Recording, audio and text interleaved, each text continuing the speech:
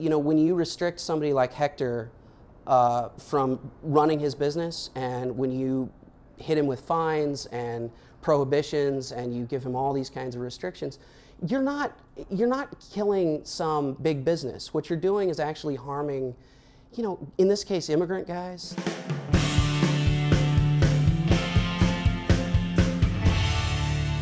Hi, I'm Nick Gillespie with ReasonTV, and today we're talking with Sean Malone. He's the creative media director at the Charles Koch Institute, and he's heading up something called Honest Enterprise TV. Sean, thanks for talking to us. Thanks, Nick. HonestEnterprise.tv, you have a video up there about an entrepreneur named Hector Ricketts. What's his story and why should we be watching it? Yeah, Hector is a Jamaican immigrant who moved here actually moved to Queens, New York in about 1978.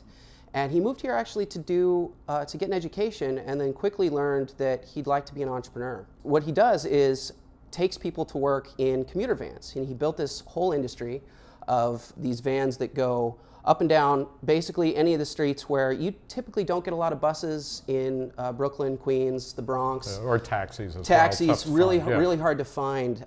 And so they really filled the gap where the city was really lacking in that case. And he ferries a lot of people who do healthcare work and other types of kind of helping professions. They take healthcare workers, personal care workers out to Staten Island where they have serious problems getting the care that they need, because Staten Island just doesn't have enough of those types of workers. What's the conflict in the story? Because I mean, the video, which is online and is about 20 minutes long, is a really interesting documentary. Talks about him building up that business, but there's more to the story than that. At first, they were sort of authorized to operate by the state. Really kind of gray market territory where they weren't really authorized, but they could do charters and things like that. And then in, I want to say 1994, the city council took over the authorization process, and they created a moratorium. They completely shut down the authorizations for vans.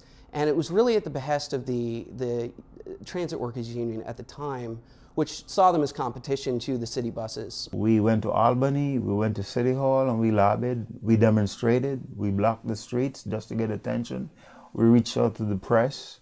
We're here to push for legislation that will provide an industry that came into being as a result of poor and inefficient service by the Transit Authority 10 years ago.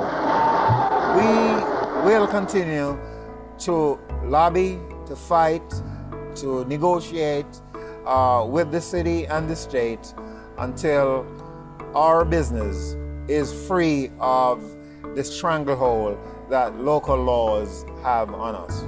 Eventually, the Institute for Justice, who you guys probably know pretty well, took on a case, litigated that case in I think 1997, and actually removed the city council from that process. But the vans actually still have tons and tons of legal restrictions and authorization restrictions. They have to do all kinds of things that are way beyond what any of the taxis or the buses have to do in the same area. I mean, this is a compelling story of an immigrant who creates a business that's really doing, you know, good stuff, gets screwed over by the government, wins with the help of a libertarian law firm. What are the, you also have other videos at the site at HonestEnterprise.tv, and what do those go into, and what's the idea behind the whole package of videos? What we're planning on doing with the site is actually more stories like this.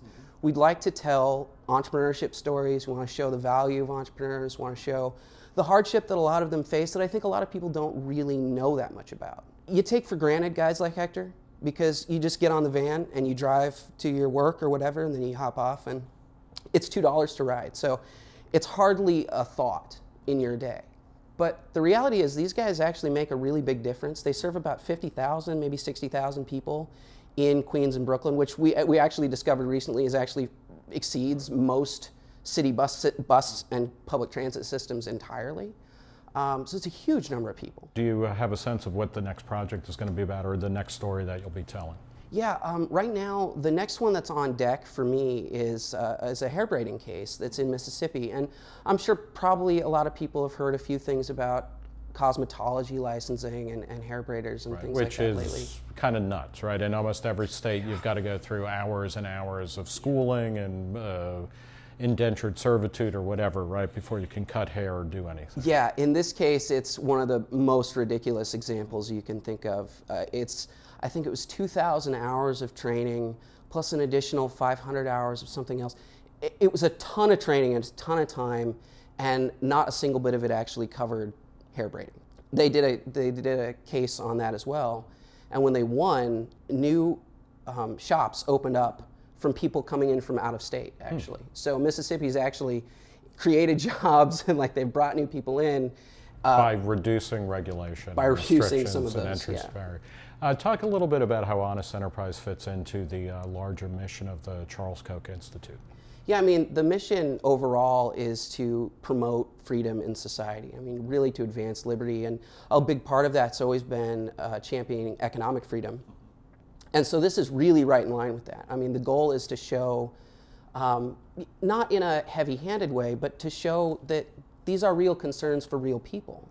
And that, you know, when you restrict somebody like Hector from running his business, and when you hit him with fines and prohibitions and you give him all these kinds of restrictions, you're not killing some big business. What you're doing is actually harming, you know, in this case, immigrant guys. Like, these are guys who came over here for really no other reason. One of the guys in the documentary says, you know, if we wanted beaches, we'd stay in Jamaica. Well, we'll leave it there. I want to thank Sean Malone. He's the creative media director at the Charles Koch Institute, and he's running a new website called honestenterprise.tv. Check it out, and especially the documentary that's up there about Hector Ricketts, who runs a van commuting service. Sean, thanks so much for talking. Thanks very much. All right. For ReasonTV, I'm Nick Gillespie.